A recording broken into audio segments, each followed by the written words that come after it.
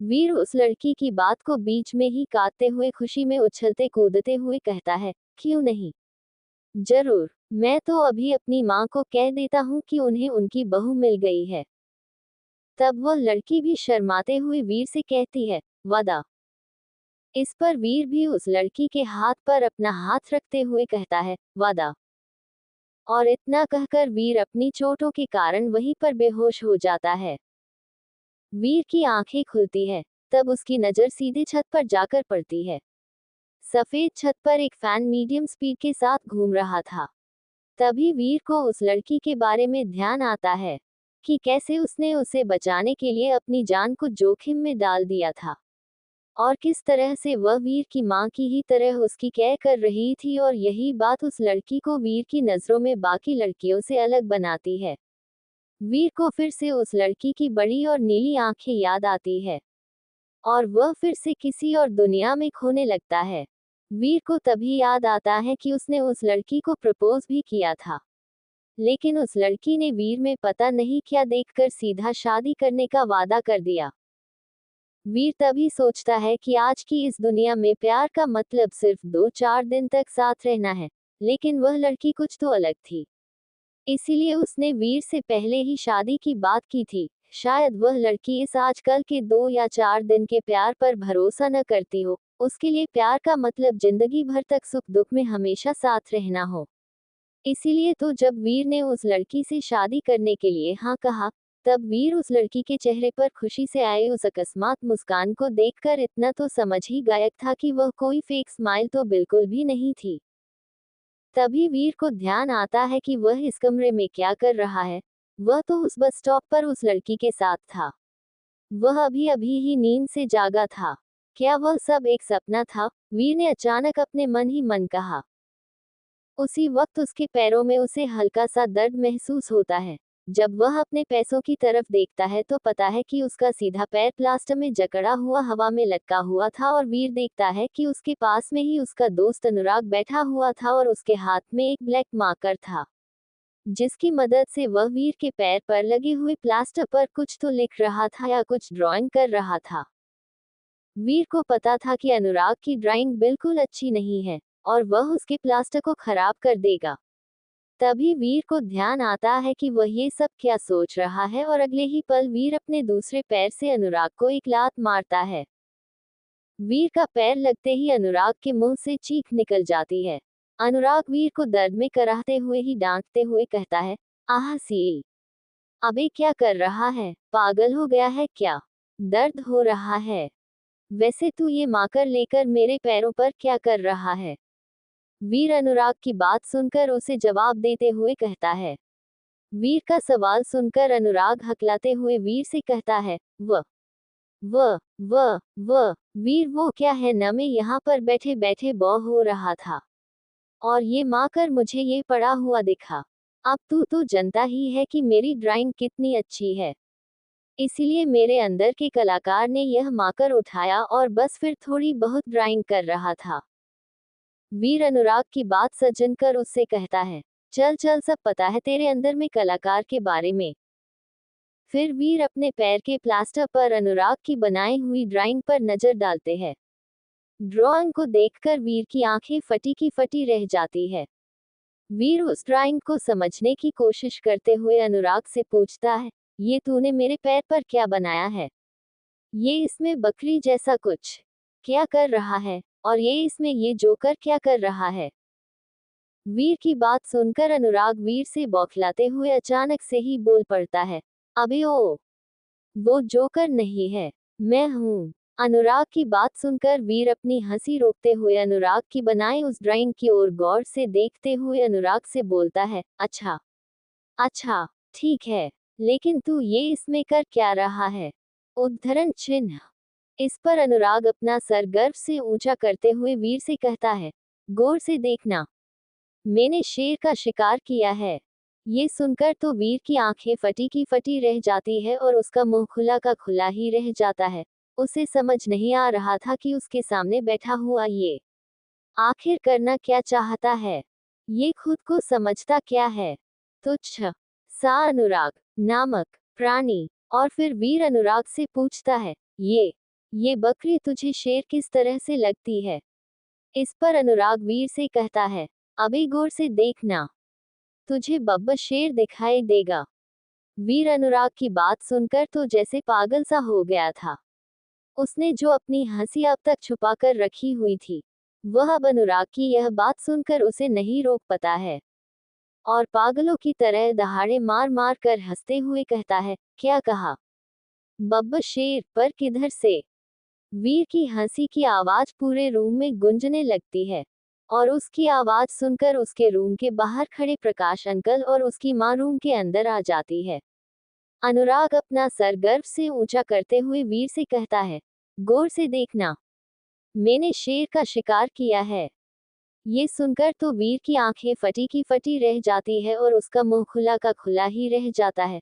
उसे समझ नहीं आ रहा था कि उसके सामने बैठा हुआ ये तुच्छ सा अनुराग नामक प्राणी आखिर करना क्या चाहता है। ये खुद को समझता क्या है? और फिर वीर अनुराग से पूछता है, ये बकरी तुझे शेर किस तरह से लगती है? इस पर अनुराग वीर से कहता है, अभी गौर से देखना, तुझे बब्बर शेर दिखाई देगा। वीर अनुराग की बात सुनकर तो जैसे पागल सा हो गया था। उसने जो अपनी हंसी अब तक छुपा कर रखी हुई थी, वह अब अनुराग की यह बात सुनकर उसे नहीं रोक पाता है, और पागलों की तरह दहाड़े मार मार कर हंसते हुए कहता है, क्या कहा? बब्बर शेर, पर किधर से? वीर की हंसी की आवाज सुनकर प्रकाश अंकल और वीर की माँ भी अंदर आ जाते हैं। वीर को होश में देखकर वीर की माँ शारदा वीर के पास बैठते हुए कहती है, बेटा, तुझे होश आया गया। वीर अपनी माँ की बात सुनकर सोच में पड़ जाता है कि वह तो सो रहा था। तभी उनकी नजर अपने पैरों पर पड़ती है, और फिर देखता है कि उसके पैरों पर प्लास्टर लगा हुआ है, और फिर अपने चारों तरफ देखता है। उसके पास ही स्टैंड पर कई सारी हॉट बीट को मॉनिटर करने वाली मशीन रखी हुई थी। मतलब वह हॉस्पिटल में था। दरअसल वीर का अनुराग के चक्कर में इन चीजों पर कोई ध्यान ही नहीं गया था। मतलब वो सब भी सच था। वीर उस लड़की और उसके बीच हुई बातों के बारे में याद करते हुए मन ही मन सोचता है। तभी उसे याद आया कि जिस लड़की के बारे में वह सोच रहा था, उसने तो उसका नाम तक नहीं पूछा था, और न ही उस लड़की को उसका नाम पता था। वह उस लड़की को उस रात देखकर उसका नाम पूछना ही भूल गया था।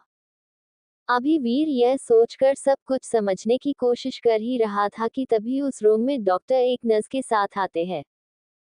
कुछ देर तक वीर को चेक करने के बाद वह वीर की माँ से कहते हैं, चिंता करने की कोई बात नहीं है, वीर कुछ समय में ठीक हो जाएगा। इस पर वीर की माँ चिंता करते हुए डॉक्टर से पूछती है, कोई दिक्कत की बात तक नहीं है ना? मेरा बेटा ठीक तो हो जाएगा ना? तब डॉक्टर वीर की माँ को जवाब देते हुए कहते हैं, कोई चिंता करने की बात नहीं है, बस वीर को कुछ दिनों तक कमजोरी महसूस होगी। आखिर वह 10 दिनों से बेहोश जो था। बाकी वीर थोड़ा आराम कर और अच्छी डाइट को फॉलो करता है तो वीर की कमजोरी भी कुछ दिनों में दूर हो जाएगी। डॉक्टर की बात सुनकर वीर का दिमाग घूम जाता है। 10 दिन? मैं 10 दिन से बेहोश था, वीर बड़बड़ाता है। कुछ देर बाद डॉक्टर वीर के रूम से चले जाते हैं और वीर की माँ वीर के लिए सेब काट रही होती है। वीर के दिमाग में अभी भी यही चल रहा था कि वह 10 दिनों से बेहोश था। और उस लड़की का क्या हुआ? उसे भी तो चोट लगी, क्या वह भी उसके साथ ही एडमिट है? यही जानने के लिए वह अपनी माँ से पूछता है, माँ, मुझे यहाँ पर किसने एडमिट करवाया था? वीर की माँ वीर को जवाब देते हुए कहती है, वीर पता नहीं, पर एक भली लड़की थी, उसी ने तुम्हें यहाँ पर एडमिट करवाया था, और फिर पता नहीं वह कहाँ चली गई। वीर अपनी माँ के बात सुनकर सोच में पड़ जाता है कि आखिर वह लड़की कहाँ गई होगी। तभी वीर अपनी माँ से पूछता है, माँ, क्या उस लड़की ने अपने नाम बताया था? इस पर वीर की माँ जवान देते हुए होती है, नहीं बेटा, नाम तो नहीं बताया था, पता नहीं वह कौन सी भली लड़की थी। और तू क्या सवाल पर सवाल किए जा रहा है? तूने सुना नहीं डॉक्टर ने क्या कहा है? कमजोर हो गया है तू, बहुत ज्यादा। और इतना कहकर वीर की माँ वीर की मुंह में जबरदस्ती एक सेब का पीस ठूस देती है। वीर भी अपनी माँ के आगे कुछ नहीं कर पाता है। थोड़ी देर बाद प्रकाश अंकल कहते हैं, बहन जी, मुझे ना वीर से कुछ अकेले में बात करनी थी। तो क्या आप थोड़ी देर के लिए हमें अकेला छोड़ सकती है? प्रकाश अंकल की बात सुनकर वीर की माँ कहती है, हाँ भाई साहब, क्यों नहीं। प्रकाश अंकल की बात सुनकर वीर की माँ कहती है, हाँ भाई साहब, क्यों नहीं। और इतना कहकर वीर की माँ अनुराग के साथ वहां चली जाती है। वीर की माँ और अनुराग के बाहर जाते ही प्रकाश अंकल वीर पर बरसते हुए कहते हैं, तुम्हें किसी की समझ है या नहीं? क्यों इतने लापरवाह हो तुम? अभी अगर तुम्हें कुछ हो जाता तो, और अब देखो अपने पैर तुड़वा कर बैठे हैं, पता नहीं कहाँ गए थे। इस पर वीर कहता है, अरे अंकल वो कुछ नहीं, मैं बस में स्कूल से वापस घर आ रहा था कि एक ट्रक से मेरा एक्सीडेंट हो गया था। इस पर प्रकाश अंकल वीर को डांटते हुए कहते हैं, कोई बच्चे तो हो नहीं तुम, जो किसी भी गाड़ी से तुम्हारा एक्सीडेंट हो जाए। जरूर कोई और ही बात होगी। प्रकाश अंकल की बात सुनकर वीर को ऐसा लग कि जैसे किसी ने उसकी चोरी पकड़ ली हो, और वह हकलाते हुए प्रकाश अंकल से कहता है, अ अरे अंकल, आप ना कुछ ज्यादा ही सोच रहे हो, ऐसा कुछ नहीं है। फिर प्रकाश अंकल खुद को शांत करते हुए वीर से कहते हैं, चलो ये सब छोड़ो, तुम मुझे ये बताओ कि तुम्हारा सिटी इंटरनेशनल कॉलेज में एडमिशन लेने का अब क्या प्लान है? इस पर वीर उनसे अपने दांत दिखाते हुए कहता है, अंकल मेरे ना 85% बने हैं और मुझे यकीन है कि मैं अपने परसेंटेज से वहां एडमिशन ले सकता हूँ। इस पर प्रकाश अंकल वीर पर खींचते हुए कहते हैं, अब रहने दो वीर, एडमिशन की डेट पहले ही निकल चुकी है। वीर की आंखें ये सुनकर बड़ी हो जाती है, क्या कहा एडमिशन की डेट पहले ही निकल चुकी है? इस पर आकाश कल वीर से खाते हैं, हाँ और वैसे भी तुम्हारे 85% को देखकर तो वो लोग तुम्हें कॉलेज के गेट के अंदर भी नहीं जाने देते। अच्छा होगा कि अगले साल तुम फिर से ट्राई करो। इस पर प्रकाश अंकल वीर पर खींचते हुए कहते हैं, अब रहने दो वीर, एडमिशन की डेट पहले ही निकल चुकी है। वीर की आंखें ये सुनकर बड़ी हो जाती है, क्या कहा एडमिशन की डेट पहले ही निकल चुकी है? इस पर आकाश कल वीर से खाते हैं, हाँ और वैसे भी तुम्हारे 85% को देखकर तो वो लोग तुम्हें कॉलेज के गेट के अंदर भी नहीं जाने देते। अच्छा होगा कि अगले साल तुम फिर से ट्राई करो। एक गहरी सांस लेने के बाद प्रकाश अंकल अपनी बात को जारी रखते हुए कहते हैं, वैसे कोई बात नहीं वीर, अनुराग भी अगले साल से वह पर एडमिशन लेने के बारे में सोच रहा है। क्यों न तुम दोनों ही एक साथ वह अगले साल एडमिशन ले लो। और फिर थोड़ी देर तक दोनों इधर उधर की बातें करने के बाद प्रकाश अंकल वीर को आराम करने के लिए छोड़कर चले जाते हैं। बेड पर लेट हुआ वीर सोचता है, आखिर वह लड़की को थी, और उसने मुझसे शादी करने का वादा ही क्यों लिया? अगर वह चाहती, तो जब मैंने उसे प्रोपोज किया था तभी वह मुझे छोड़कर चली जाती। लेकिन उसने ऐसा नहीं किया और मुझे हॉस्पिटल तक छोड़ा। यह एक ऐसी मिस्ट्री बन गई है जो कि सिर्फ वह लड़की ही सुलझा सकती है। मेरे सारे सवालों के जवाब उसी के पास है। वीर ने ये सोच लिया था कि अब अगर वह उस लड़की से कभी भी मिलेगा तो वह जरूर ही उस लड़की से सभी सवाल पूछेगा। आखिर वीर उस दिन उस लड़की से मिला ही था, और उसके उस लड़की को प्रपोज करने पर उसने सीधे शादी के लिए है कर दी। ये बात वीर को बहुत ही अजीब लग रही थी। आखिर कोई भी लड़की इतनी जल्दी किसी को बिना जाने समझे ही शादी के लिए हाँ थोड़े ही कर देती है। ये सब सोच सोचकर वीर का दिमाग फटने लगा था। इसीलिए उसने डिसाइड कर लिया कि अब वह उस लड़की के मिल जाने पर उससे ये सवाल जरूर पूछेगा, लेकिन तब तक वह सिटी इंटरनेशनल कॉलेज में एडमिशन लेने की तैयारी करेगा। कुछ दिनों बाद फिर हॉस्पिटल से डिस्चार्ज होकर घर आ जाता है। वीर की माँ वीर को कमरे में आराम करने के लिए छोड़कर चली जाती है, लेकिन वीर के दिमाग में तो कुछ और ही चल रहा था। उसे सिटी इंटरनेशनल कॉलेज में एडमिशन जो लेना था, इसलिए वह तुरंत अपनी जगह पर बैठता है और पैर टूटे होने के कारण वह पैरों को मोड़ तो नहीं पाता है, लेकिन फिर भी वह मेडिटेट करने के लिए बैठ जाता है। 2 घंटे तक मेडिटेट करने के बाद वीर अपनी आंखें खोलता है। जब वह अपनी आंखें खोलता है, तब वह पता है कि एक बार फिर से उसके कमरे का सामान इधर उधर बिखरा पड़ा था। वीर समझ गया कि यह सब उसके फोकस करते वक्त उसकी एलिमेंटल पावर्स की वजह से हुआ है। वीर मन ही मन सोचता है, अभी तक मैं उस तरह से मेडिटेट नहीं कर पा रहा हूँ जिसमें कि मैं अपनी एलिमेंटल पावर्स को मेडिटेट करते वक्त मेरे आसपास घूमने से रोक सकूं। अगर मैं ऐसा कर लेता हूँ तब जब तक कि मैं न चाहूँ तब तक कोई भी मेरे मेडिटेट करते वक्त यह नहीं जान पाएगा कि मैं किन एलिमेंट्स को कंट्रोल करता हूँ। अभी जब भी मैं मेडिटेट करता हूँ तब मेरे आसपास एलिमेंटल पावर घूमने लगती है जिसे देखकर कोई भी ये बता सकता है कि मेरे एलिमेंट्स कौन से हैं। और जैसा कि प्रकाश अंकल ने बताया था कि बहुत ही कम ऐसे लोग हैं जिनके पास ये काबिलियत है कि वह दो एलिमेंटल को कंट्रोल कर सके। ऐसे लोगों के ऊपर बहुत ही खतरा होता है, क्योंकि कई लोग जलन के कारण ही उन लोगों को मरवा देते हैं, ताकि वो दो एलिमेंट्स को कंट्रोल करने वाले लोग आगे चलकर उनके लिए खतरा न बन सके। वीर ने डिसाइड किया कि वह भी अपने दो एलिमेंट्स को शो ऑफ नहीं करेगा। वह नहीं चाहता था कि उसकी फैमिली को और परेशानियों का सामना करना पड़े। इसीलिए वह अपने कमरे से निकलकर सीधा हवेली की छत पर चल जाता है और वहां बैठकर मेडिटेट करने लगता है। वीर ने सोच लिया था कि वह बहुत मेहनत करेगा ताकि वह अपनी एलिमेंटल पावर्स के ऑरा को जब चाहे तब छुपाने में सक्सेसफुल हो सके। वीर यह सब सोच ही रहा था कि तभी उसे याद आता है कि उसने अभी तक अपनी एलिमेंटल पावर्स को कंट्रोल करने में कुछ हासिल नहीं किया है, और जब तक वह एलिमेंटल पावर्स को ठीक से इस्तेमाल करना न सीख जाए तब तक इन सब बातों का उसके लिए कोई मतलब नहीं है। वीर पूरे 5 घंटे तक मेडिटेट करता है और उसके बाद वह अपने कमरे में आराम करने के चला जाता है। अगले दिन वीर को कोई जबरदस्ती उठा रहा था। वीर आधी नींद में ही अपनी नींद भारी आंखें खोलता है और वह सामने देखकर भौचक्का रह जाता है। अगले दिन वीर को कोई जबरदस्ती उठा रहा था।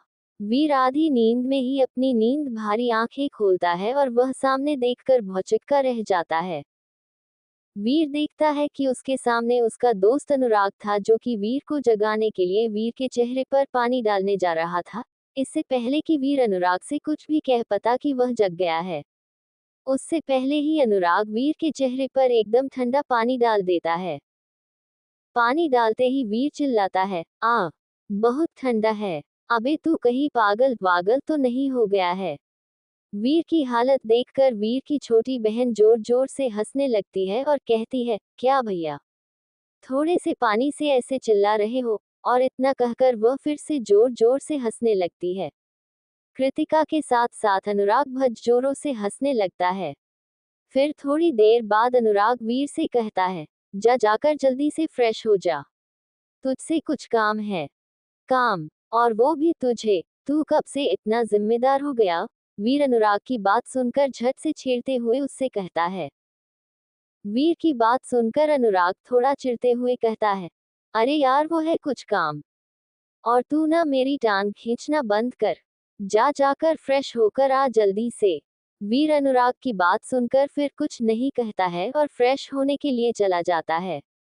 कारण आधे घंटे बाद वीर नहाकर अपने कमरे में आता है और देखता है कि उसका कमर पूरी तरह से बिखरा पड़ा है।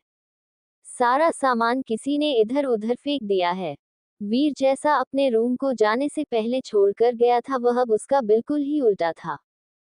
वीर अपने कमरे की हालत देखकर सोच में पड़ जाता है कि यह उसका ही रूम है या किसी और का। फिर वीर अपनी नजर आसपास दौड़ाता है और कहता है, लग तो मेरे ही रूम जैसा है।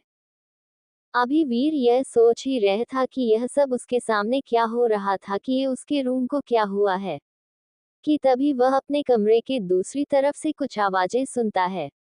वीर जब अपनी गर्दन उस तरफ घूमता है तब वह देखता है कि कृतिका और अनुराग पिलो फाइट कर रहे थे और उनके चक्कर में वीर के रूम का सारा सामान इधर उधर बिखर गया था। वीर सोचता है, माना कि कृतिका अभी बच्ची है लेकिन ये अनुराग तो बड़ा हो गया है ना, फिर ये ऐसे बच्चों की तरह कैज बिहेव कर रहा है। पता नहीं ये अनुराग कब बाद होगा, कब जाएगा इसका बचपना। दरअसल अनुराग वैसे तो वीर के जितना ही बड़ा हो गया था, लेकिन उसके अंदर का बचपना अभी तक नहीं गया था। और जब भी वह वीर के घर पर आता था तब वीर की छोटी बहन जो कि अभी 11 साल की ही थी, उसके साथ बच्चों की तरह ही खेल करता था। कई बार तो इन दोनों के चक्कर में ही वीर को अपनी माँ से डांट कहानी पड़ती थी। वीर सोचता था कि अनुराग को कृतिका को एक बड़े भाई की तरह ये सब करने से रोकना चाहिए, लेकिन वह खुद ही उसका साथ दे रहा है। वीर इतना सोचकर उन्हें रोकने के लिए आगे बढ़ता है, लेकिन अभी उसने उन दोनों को रोकने के लिए अपना एक कदम आगे बढ़ाया ही था कि तभी एक पिलो सीधा वीर के चेहरे पर आकर पड़ता है और वीर गिरते गिरते बचता है। ये देखकर वीर को गुस्सा आने लगता है और वह उनकी तरफ फिर से बढ़ने लगता है, लेकिन फिर कुछ कदम बढ़ाते ही इस बार उसकी तरह एक बुक आती है। वीर किसी तरह से उससे बचता है, लेकिन तभी एक और पिलो उसके चेहरे पर आकर लगता है और वह धड़ाम से नीचे गिर जाता है। वीर का चेहरा गुस्से में लाल हो जाता है। वीर तुरंत उठता है और वह जोर से चिल्लाता है, बस करो तुम दोनों, बहुत हो गया। वीर की आवाज सुनकर अनुराग वहीं पर रुक जाता है, लेकिन वीर की बहन कृतिका अपने हाथ में पकड़ा पिलो उल्टा वीर के ऊपर ही दे मारती है और वीर से चिल्लाते हुए कहती है, क्या भैया, अभी तो हमने खेलना शुरू ही किया था और हर बार की तरह रोकने के लिए आ गए। तब इस पर वीर कहता है, जरा अपने आसपास देखो, मेरे कमरे की क्या हालत बना दी तुम दोनों ने, और अब मैं माँ को क्या जवाब दूंगा। इस पर कृतिका वीर से एक शैतानी मुस्कान के साथ कहती है, भैया हमने कहाँ इस रूम की ऐसी हालत की है। तब वीर कंफ्यूजन में अपनी आंखें सिकोड़ते हुए कृतिका से पूछता है, फिर किसने की है। इस पर कृतिका अपने चेहरे पर एक शैतानी मुस्कान के साथ ही जवाब देती है, आपने। और किसने। वीर यह सुनकर तो भौचक्का रह जाता है, क्या कहा मैंने, कब, कैसे। तब कृतिका वीर को इमोशनल करते हुए कहती है, भैया आप अपनी छोटी बहन को बचाने के लिए इतना नहीं कर सकते। वीर भी अपनी छोटी बहन की मासूम सी आंखें देखकर पिघल जाता है और थोड़ा इमोशनल हो जाता है, लेकिन तभी वीर को याद आता है कि यह कृतिका की पुरानी आदत है, वीर को मक्खन लगाने की, इसीलिए वह तुरंत ही अपना सर न में हिलाते हुए कहता है, नहीं, इस बार तो पक्का तुम्हें पनिशमेंट मिलेगी। कृतिका अपनी चाल को फेल होता देख वीर को डराते हुए कहती है, भैया, अगर माँ ने मुझे कुछ भी कहा तो आप तो गए। वीर भी इस बार अपनी बहन की आंखों के एक्सप्रेशन देखकर और उसकी बात सुनकर थोड़ा सा डर गया था, और वह थोड़ा हकलाते हुए पूछता है, क क्या कर लोगी तुम। मैं आपके सारे राज माँ को बता दूंगी, कृतिका वीर को ब्लैकमेल करते हुए कहती है। वीर भी थोड़ा सा हकलाते हुए पूछता है, क क क क कौन से राज।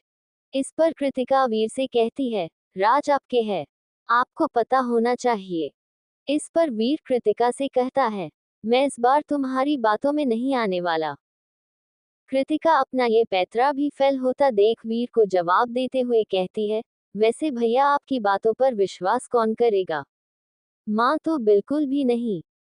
वीर भी कृतचक की बात सुनकर सोच में पड़ जाता है, लेकिन तभी वह अपना सिर ना में हिलाते हुए कहता है, तुम इस बार नहीं बच सकती, इतनी शरारत ठीक नहीं है। लेकिन वीर कुछ कर पाता उससे पहले कृतिका वीर के रूम से चिल्लाते हुए भागती है, माँ देखो भैया ने अपने रूम की क्या हालत कर दी है। वीर ये देखकर वहीं पर भौचक्का सा खड़ा रह जाता है और पास ही अनुराग जमीन पर पड़ा हुआ हंस हंस कर लोटपोट हो जाता है और वीर से दहाड़े मार मार कर हंसते हुए कहत है, वीर तू कुछ भी क्यों न कर ले लेकिन तू कभी भी छोटी से नहीं जीत सकता, भले ही वह हम दोनों से छोटी है लेकिन दिमाग में तुझसे हमेशा बड़ी ही रहेगी। और इतना कहकर वह फिर से दहाड़े मार मार कर हंसने लगता है।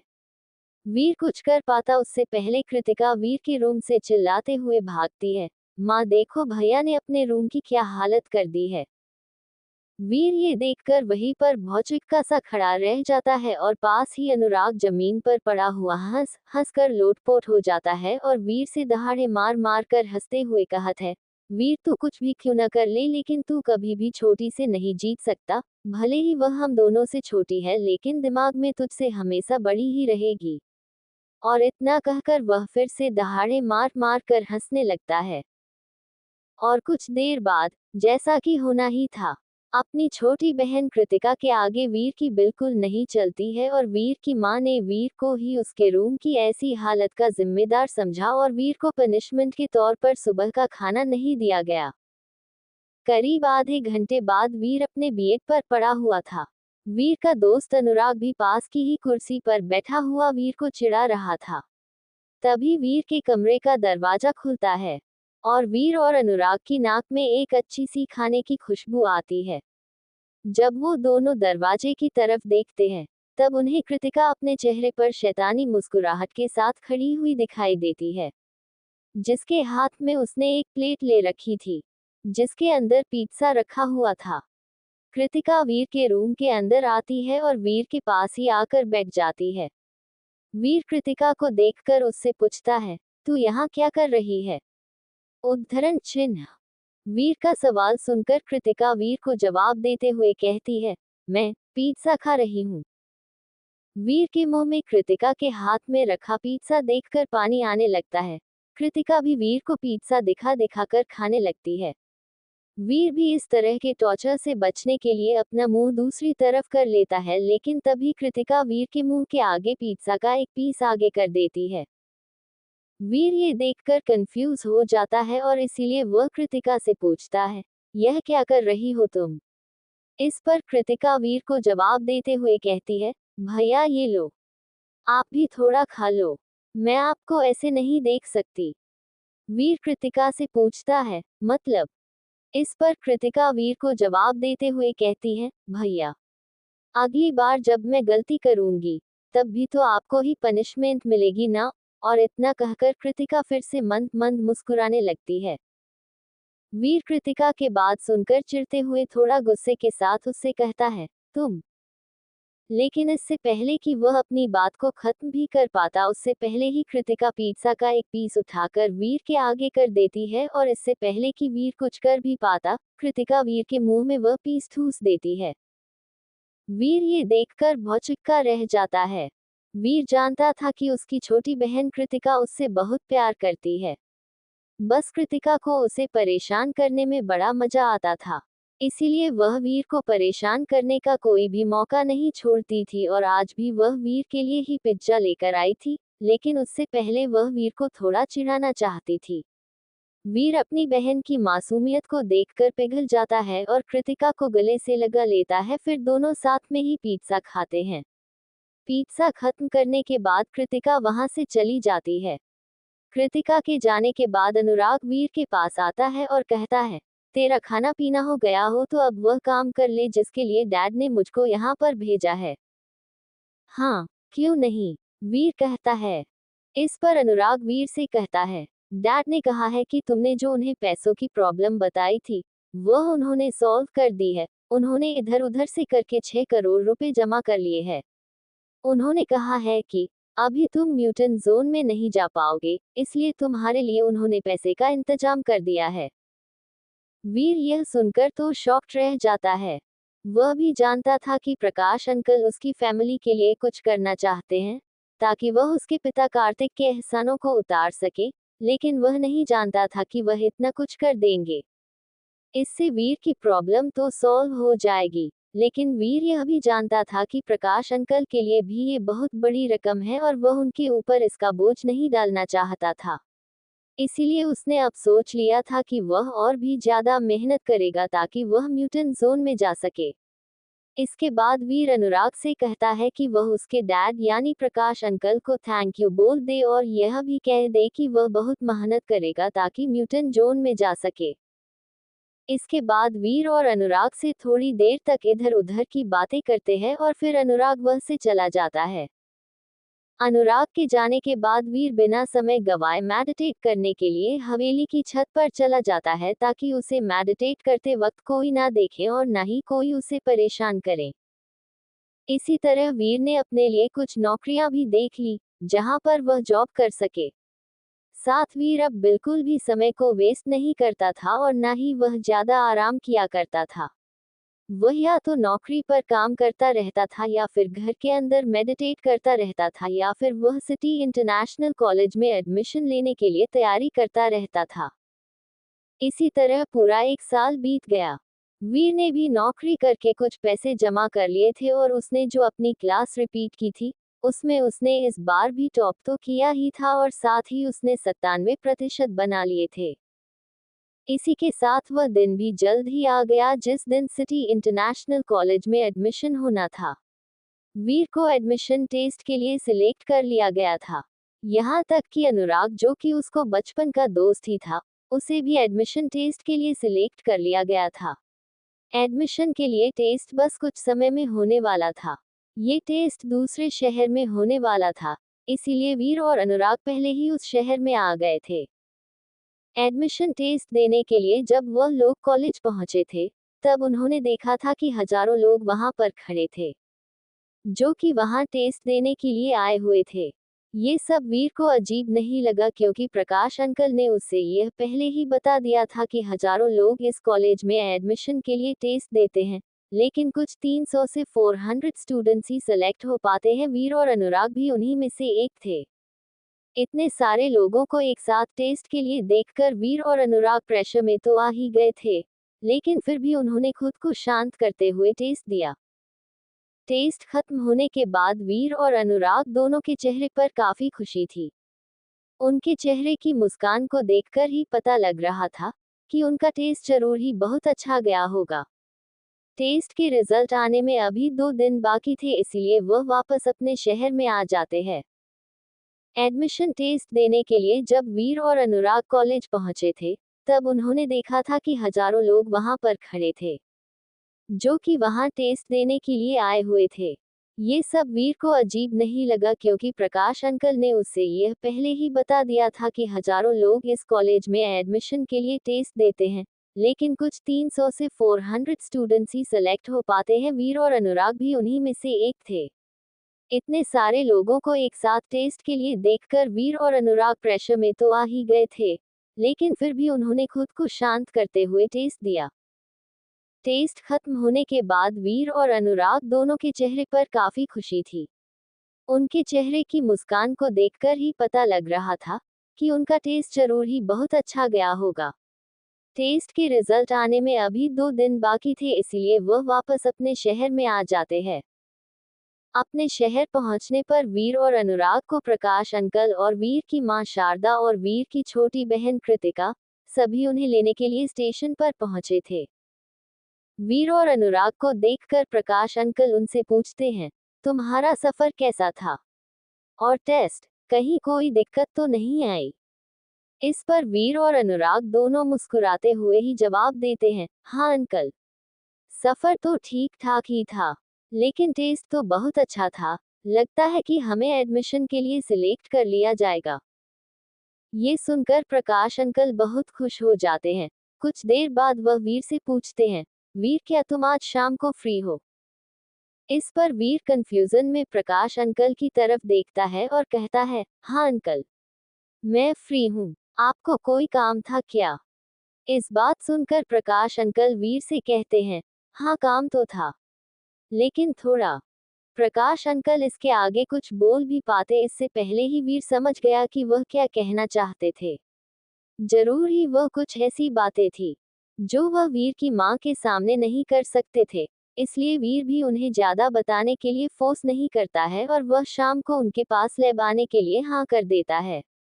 वीर अपने घर पहुंचकर हर बार की तरह ही अपने कमरे में जाकर मेडिटेट करने के लिए बैठ जाता है। करीब 2 घंटे बाद वीर अपनी आंखें खोलता है और फिर से उसका कमरा अस्त व्यस्त हो जाता है। वीर फिर खुद से कहता है, मुझे मेडिटेट करने के लिए बाहर ही जाना चाहिए। मैं यहाँ पर मेडिटेट करूंगा तो ये दूसरों के लिए ठीक नहीं होगा। मैं अभी उस स्तर तक नहीं पहुंच पाया हूँ जहां मैं अपनी एलिमेंटल पावर्स को मेडिटेट करते वक्त भी कंट्रोल कर सकूं। उसके बाद वीर उठता है और गराज की तरफ चला जाता है। उसने पूरे 7 से 8 दिन से गराज में पैर तक नहीं रखा था, इसीलिए उसने सोचा कि अब उसे फिर से कार पर काम करना शुरू कर देना चाहिए। इसीलिए वीर वहां जाकर अपने पिता की उसी पुराने मॉडल वाली कार पर काम करना शुरू कर देता है। वीर उस कार के नट बोल्ट्स टाइट करते हुए अपने पिता को याद करते हुए बड़बड़ाता है, पता नहीं डैड, ये कार कब ठीक होगी? इतना कुछ इसमें बदल दिया है, फिर भी स्टार्ट नहीं होती। अब सिर्फ इसकी बॉडी बदलना बची हुई है। उसी वक्त वीर को अपने डैड की कही हुई एक बात याद आती है कि कभी भी किसी काम को थक कर नहीं छोड़ना चाहिए। उसमें तब तक लगे रहना चाहिए जब तक कि हम उसमें सफल ना हो जाए। वैसे भी असफलता ही तो सफलता की कुंजी। वीर हर बार जब भी इस कार को ठीक करने के इरादे को छोड़ने की सोचता था, तब तब उसे अपने पिता की यही बात याद आती थी और वह इस कार में लगा रहता था, और यह इसी बात का रिजल्ट था कि आज वह कार पूरी तरह से बदल चुकी थी। आज उसका हर एक स्पेयर पार्ट नया लग चुका था। वीर का यही नेवर गिव अप वाला एटीट्यूड उसे बहुत हेल्प किया करता था। शाम को वीर प्रकाश अंकल के कहे अनुसार उनकी लेब पर पहुंच जाता है। वहां पहुंचकर वह देखता है कि प्रकाश अंकल के साथ में अनुराग भी वहां पहले से ही मौजूद था। उन दोनों को देखकर वीर उनसे कहता है, क्या मैं लेट हूं? इस पर प्रकाश अंकल वीर से कहते हैं, नहीं नहीं, तुम तो सही समय पर आए हो, हम भी बस अभी ही यहाँ पर आए हैं। फिर वीर प्रकाश अंकल से पूछता है, अंकल, आपने हमें यहाँ पर क्यों बुलाया था? इस पर प्रकाश अंकल वीर से कहते हैं, वीर, जैसा कि तुमने बताया कि तुम्हारा एडमिशन टेस्ट बहुत अच्छा गया है और तुम्हारा रिजल्ट भी 2 दिन बाद आने ही वाला है, तो इसमें तो कोई शक नहीं कि तुम वह टेस्ट पास कर ही लोगे। लेकिन एक बात का ध्यान रखना, जब तुम उस कॉलेज में जाओ तब किसी से दुश्मनी मोल मत लेना। माना कि वह कॉलेज पैसों को नहीं बल्कि हुनर को ज्यादा मानता है, लेकिन वहाँ कई सारे रैगिंग के केस सामने आए हैं, इसीलिए किसी से दुश्मनी मोल मत लेना। मैं ये सब बातें स्टेशन पर भी बता सकता था, लेकिन वहाँ तुम्हारी माँ तुम्हारी और ज्यादा चिंता करने लगती, इसीलिए मैं यह बातें वहाँ नहीं बता सकता था। प्रकाश अंकल एक गहरी सांस लेते हैं और फिर अपनी बात को आगे जारी रखते हुए वीर और अनुराग दोनों से कहते हैं, तुम दोनों ये बात ध्यान से सुनो। डॉट डॉट डॉट विस्मयादिबोधक चिन्ह। तुम दोनों वहां उस कॉलेज में जाने के बाद हमेशा साथ ही रहना, क्योंकि जब तक तुम दोनों साथ हो तब तक तुम्हें कोई नहीं हरा सकता, और किसी से जानबूझकर दुश्मनी मोल मत देना, क्योंकि वह कई सारे लोग अमीर परिवारों से आते हैं, और किसी को ये भी मत बताना कि तुम यहाँ पर म्यूटेंट जोन में जाने के लिए तैयारी करने के लिए आए हुए हो, क्योंकि वहां हर कोई इसीलिए नहीं आया होता है। यहाँ तक कि कई लोगों को तो ये भी नहीं पता है कि वहां पर ऐसी कोई ट्रेनिंग भी दी जाती है। वीर प्रकाश अंकल की बात में हामी भरते हुए कहता है, अंकल आप चिंता मत कीजिए, हम ऐसी कोई भी परेशानी में टांग नहीं अड़ाएंगे। खैर, वीर ने अभी जो कहा था वह उससे बिल्कुल ही उल्टा था। वहां अगर परेशानी नहीं भी होगी तब भी वह परेशानी को क्रिएट कर लेगा, क्योंकि वीर और परेशानी का बहुत पुराना रिश्ता है। वह जहां भी रहे वहां कई तरह की प्रॉब्लम्स होनी ही है, और यह बात अनुराग को भी पता थी, इसीलिए वह उसकी यह बात सुनकर मुस्कुराने लगता है। वीर अनुराग को मुस्कुराता हुआ देखकर उससे पूछता है, तू क्या मुस्कुरा रहा है? उद्धरण चिन्ह। इस पर अनुराग वीर से कहता है, कुछ नहीं, तू तेरी बात जारी रख। इस पर अनुराग वीर से कहता है, कुछ नहीं, तू तेरी बात जारी रख। इस पर वीर भी अनुराग पर ज्यादा ध्यान नहीं देता है। तभी प्रकाश अंकल वीर और अनुराग से पूछते हैं, क्या तुम दोनों ने वहां जाने के लिए पैकिंग कर ली है? इस पर अनुराग उन्हें जवाब देते हुए कहता है, यस डैड, मैंने पूरी तरह से तैयारियां कर ली है, सारा सामान बांध लिया है और हम कल शाम को यहाँ से ट्रेन पकड़कर निकल जाएंगे। तभी प्रकाश अंकल वीर से पूछते हैं, और तुमने? वीर, इस बार वीर हंसते हुए थोड़ा सा हकलाते हुए कहता है, वो अंकल मैं ना, बाद में पैकिंग कर लूंगा। इस पर प्रकाश अंकल भड़कते हुए वीर से कहते हैं, क्या तुम पागल हो गए हो, जो तुमने अभी तक पैकिंग भी नहीं की है? पता है ना कि कल शाम को ट्रेन जाने वाली है, और लास्ट मोमेंट पर पैकिंग करते वक्त अगर कुछ सामान छूट गया तो फिर तुम्हें वहां परेशानियों का सामना करना पड़ेगा। वीर भी प्रकाश अंकल की बात सुनकर अपना सर हिलाता है और कुछ नहीं कहता है। फिर प्रकाश अंकल उन दोनों से कहते हैं, कोई बात नहीं, तुम लोग अब यहाँ से जा सकते हो। तभी जाते जाते वह वीर से कहते हैं, और हाँ वीर, मैं एक और बात तुम्हें बता दूं कि वहां पर जाकर कोई परेशानी खड़ी मत कर देना। इस पर वीर भी अपनी आंखें रोल करते हुए प्रकाश अंकल से कहता है, ठीक है अंकल।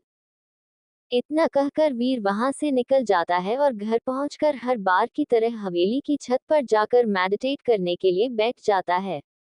प्रकाश अंकल वीर और अनुराग से कहते हैं, कोई बात नहीं, तुम लोग अब यहाँ से जा सकते हो। तभी जाते जाते वह वीर से कहते हैं, और हाँ वीर, मैं एक और बात तुम्हें बता दूं कि वहां पर जाकर कोई परेशानी खड़ी मत कर देना। इस पर वीर भी अपनी आंखें रोल करते हुए प्रकाश अंकल से कहता है, ठीक है अंकल। इतना कहकर वीर वहां से निकल जाता है और घर पहुंचकर हर बार की तरह हवेली की छत पर जाकर मेडिटेट करने के लिए बैठ जाता है। करीब 2 घंटे के बाद वीर हवेली की छत पर से उतरकर अपने कमरे में आ जाता है और प्रकाश अंकल के कहे अनुसार कल सिटी इंटरनेशनल कॉलेज जाने के लिए पैकिंग करना शुरू कर देता है। पैकिंग करने के लिए वीर अपना बड़ा सा सूटकेस निकालता है और कबर्ड में से अपने सारे कपड़े एक ही बार में अपने दोनों हाथों में भरकर निकाल लेता है और उन कपड़ों को बेड पर पटक देता है। वीर अभी अपने कपड़े फोल्ड करके सूटकेस में रख ही रहा था कि तभी वीर की नजर अपने कपड़ों के बीच में ही पड़ी हुई लाल रंग की सोल पर जाती है। वीर उस सोल को अपने कपड़ों के बीच देखकर शॉक्ड रह जाता है और वह उसे अपने हाथों में उठाता है।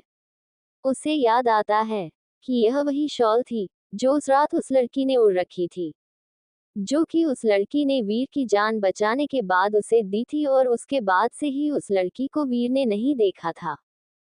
पता नहीं वह लड़की कहाँ गई होगी, वीर मन ही मन सोचता है और वह उस सोल को देखकर उस लड़की की यादों में खो जाता है।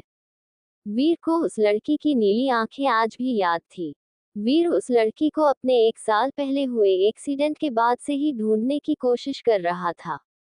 यहाँ तक कि वह जिस हॉस्पिटल में एडमिट था, वहां भी उसने पूछा था कि उसे वहां किसने एडमिट करवाया था, लेकिन वहां से भी उसे कुछ पता नहीं चला। वीर सोचता है, आखिर वह लड़की जा कहाँ सकती है।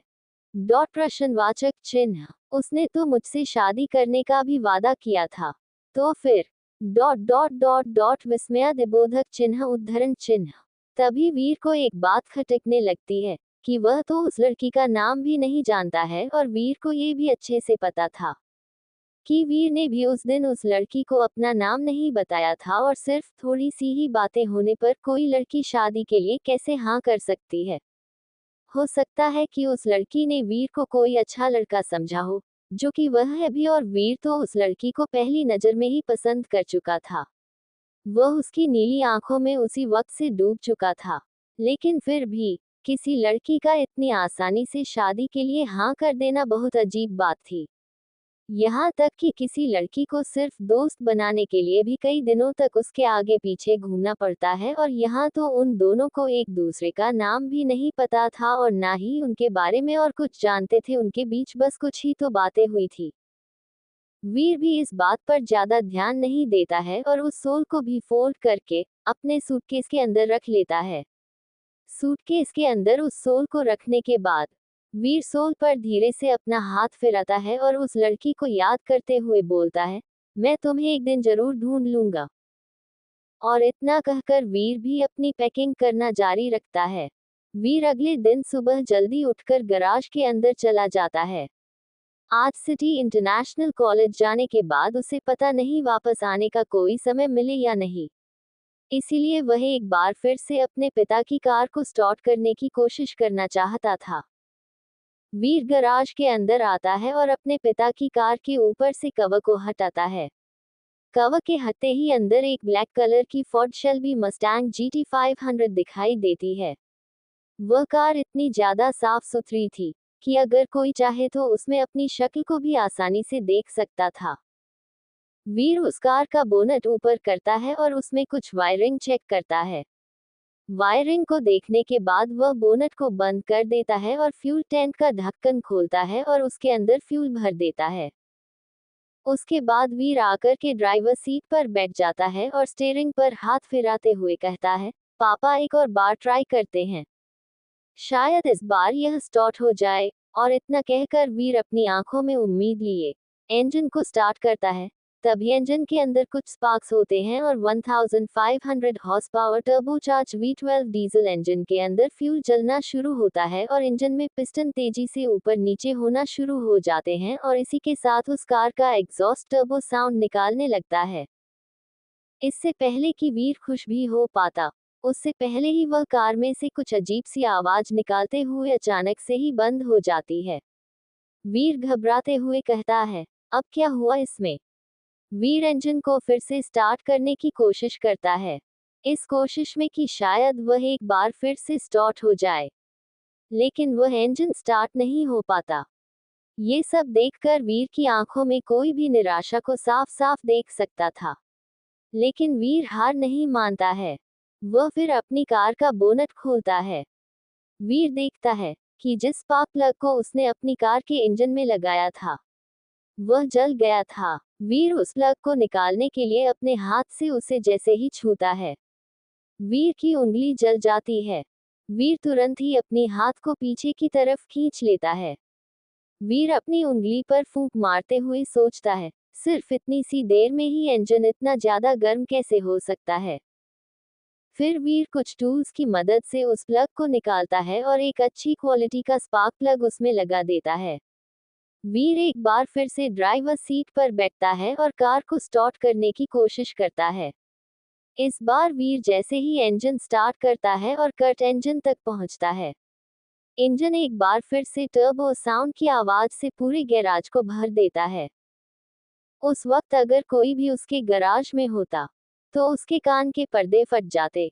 इस बार इंजन बंद नहीं होता है और वीर के चेहरे पर एक बहुत ही बड़ी सी मुस्कान आ जाती है। तभी उसकी आंखों से एक खुशी का आंसू भी नीचे गिर पड़ता है। वह खुश था कि वह अपने पिता की कार को इतने साल बाद ठीक कर पाया। वीर के पिता को कार्स का बहुत शौक था। वीर भी तभी एक्सीलरेटर को दबाता है और गाड़ी का इंजन भी और तेजी से आवाज करने लगता है। तभी वीर गियर डालता है और गाड़ी को गैराज से बाहर निकाल लेता है। कार के बाहर आते ही पूरी हवेली उस गाड़ी के इंजन की आवाज से गूंज जाती है। उस इंजन की इतनी आवाज इस बात का प्रूफ था कि वह कितना ज्यादा पावरफुल होगा। वीर भी तभी एक्सीलरेटर को दबाता है और गाड़ी का इंजन भी और तेजी से आवाज करने लगता है। तभी वीर गियर डालता है और गाड़ी को गैराज से बाहर निकाल लेता है। कार के बाहर आते ही पूरी हवेली उस गाड़ी के इंजन की आवाज से गूंज जाती है। उस इंजन की इतनी आवाज इस बात का प्रूफ था कि वह कितना ज्यादा पावरफुल होगा। कार की आवाज सुनकर वीर की माँ और उसकी छोटी बहन कृतिका भी हवेली से बाहर आ जाते हैं। हवेली के बाहर आते ही वह वीर को कार के अंदर बैठा हुआ देखते हैं। वीर की माँ की आंखों में तो ये देखकर आंसू ही आ गए थे। वीर जब कार से नीचे उतरता है, तब वीर की माँ को ऐसा लगता है जैसे वीर के पिता कार्तिक ही उस कार से उतर रहे हैं। यह एकदम वैसा ही दृश्य था जैसा कि सालों पहले वीर के पिता कार्तिक इस कार को चलाया करते थे।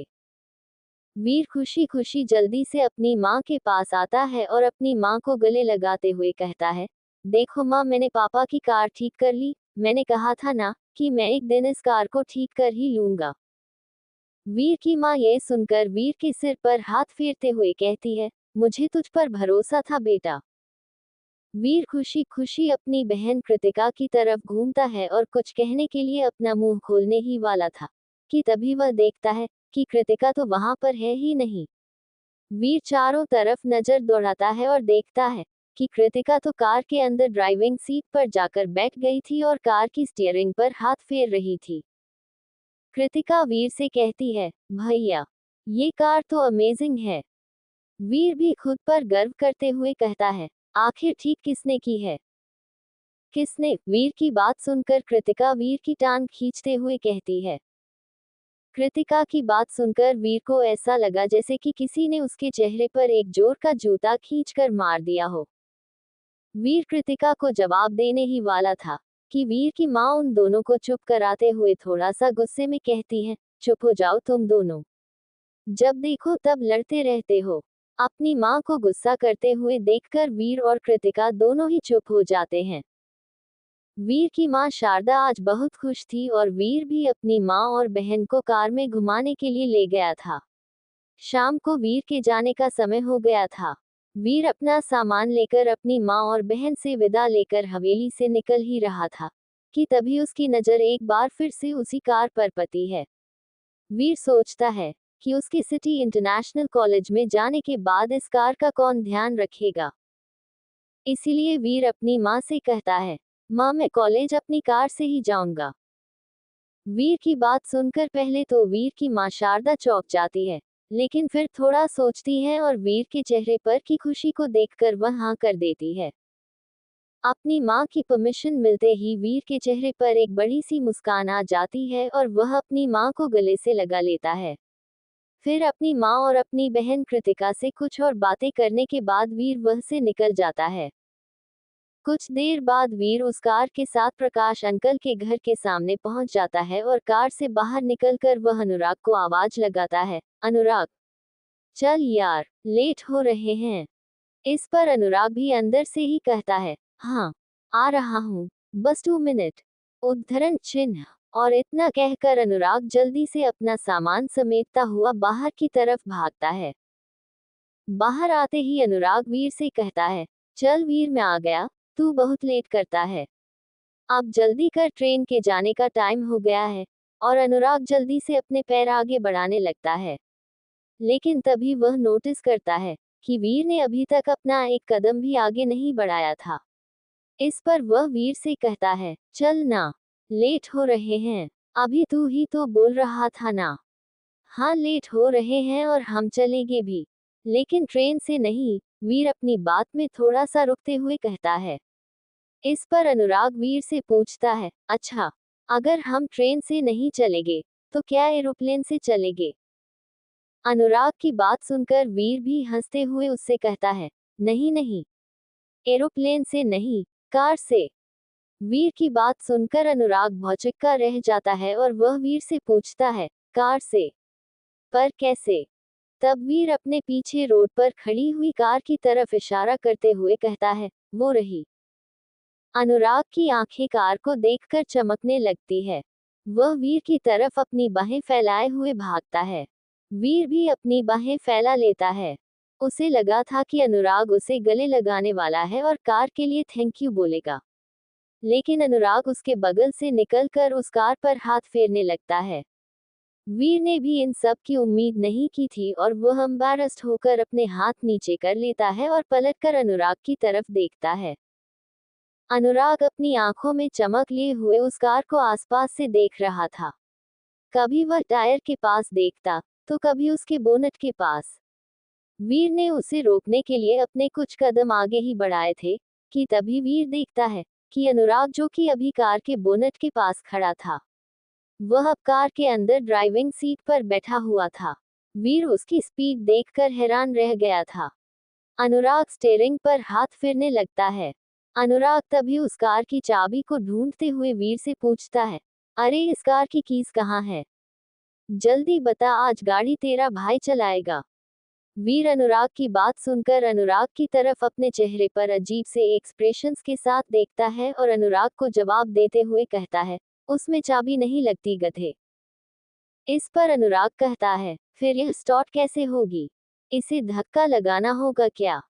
अनुराग का ऐसा बेतुका सवाल सुनकर वीर अपना सर पकड़ लेता है और वीर कहता है, अबे गधे, वह स्पोर्ट्स का है और उसका की डिजिटल है। अनुराग उस कार की चाबी को ढूंढते हुए वीर से पूछता है, अरे इस कार की कीज कहाँ है? जल्दी बता, आज गाड़ी तेरा भाई चलाएगा। वीर अनुराग की बात सुनकर अनुराग की तरफ अपने चेहरे पर अजीब से एक्सप्रेशंस के साथ देखता है और अनुराग को जवाब देते हुए कहता है, उसमें चाबी नहीं लगती गधे। इस पर अनुराग कहता है, फिर यह स्टार्ट कैसे होगी? इसे धक्का लगाना होगा क्या? अनुराग का ऐसा बेतुका सवाल सुनकर वीर अपना सर पकड़ लेता है और वीर कहता है, अबे गधे, वह स्पोर्ट्स का है और उसका की डिजिटल है। वीर की बात सुनकर अनुराग को कुछ समझ नहीं आता और वह वीर से पूछता है, अबे कहना क्या चाहता है? इस पर वीर उस कार की चाबी को अनुराग को दिखाते हुए कहता है, ये है कार की चाबी। तभी अनुराग थोड़ा इरिटेट होते हुए कहता है, चलना भाई, वैसे भी हम लेट हो रहे हैं।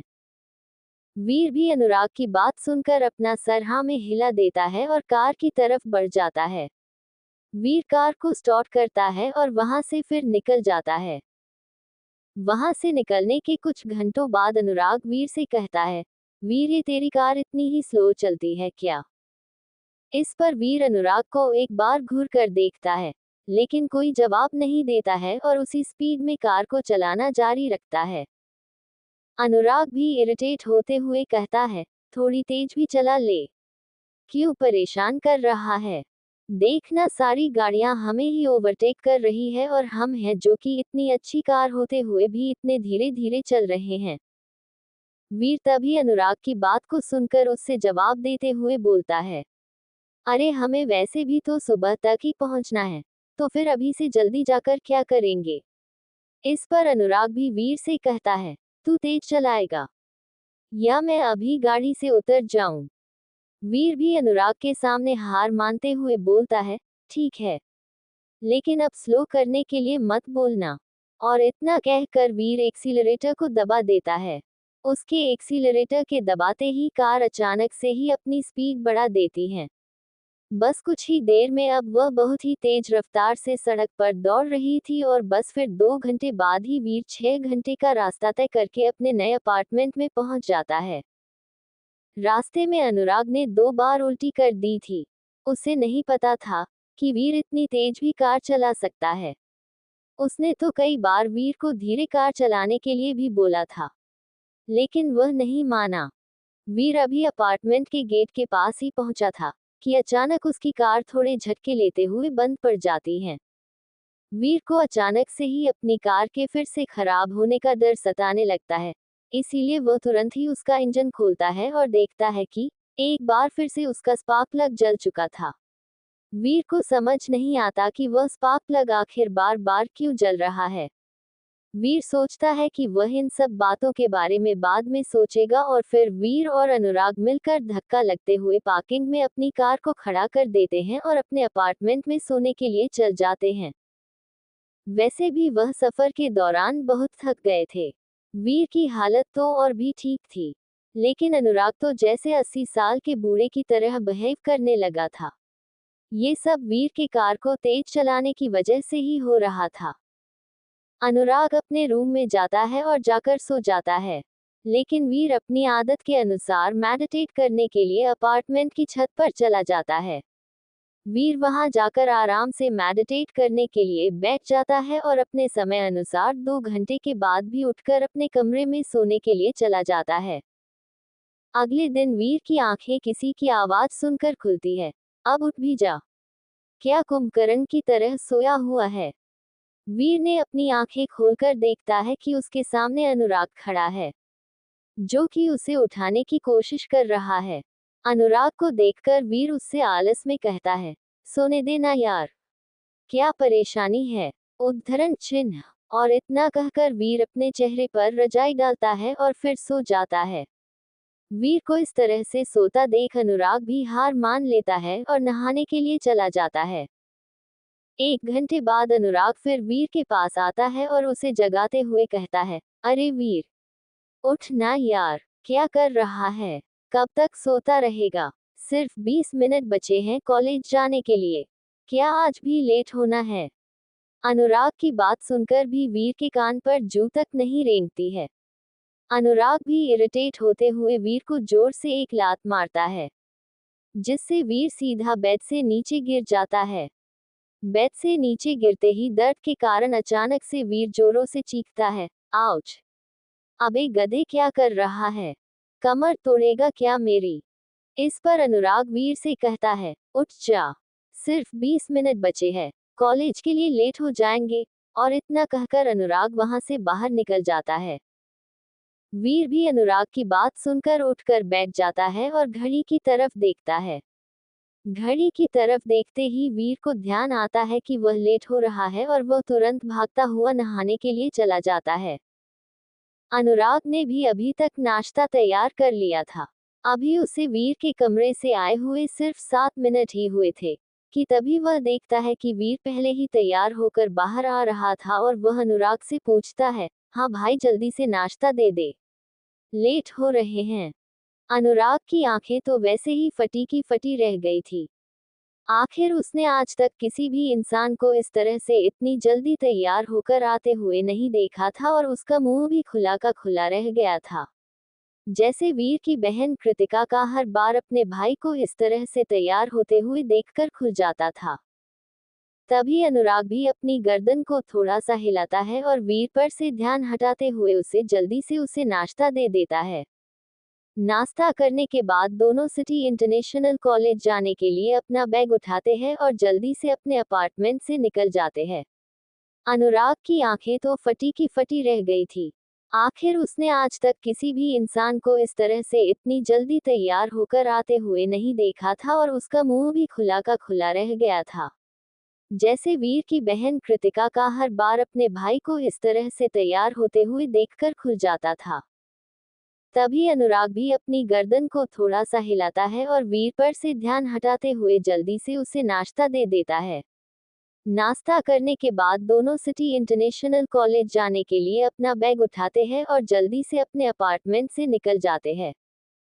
अपार्टमेंट से निकलकर अनुराग टैक्सी रुकवाने के लिए चला जाता है। अभी वह किसी टैक्सी को रुकवाने के लिए इधर उधर रास्ते पर देख ही रहा था कि तभी उसे वीर अपनी कार में उसकी तरफ आता हुआ दिखाई देता है।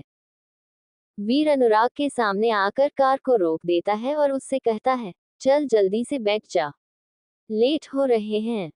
वीर की बात सुनकर अनुराग उससे पूछता है, ये कार तो खराब हो गई थी ना?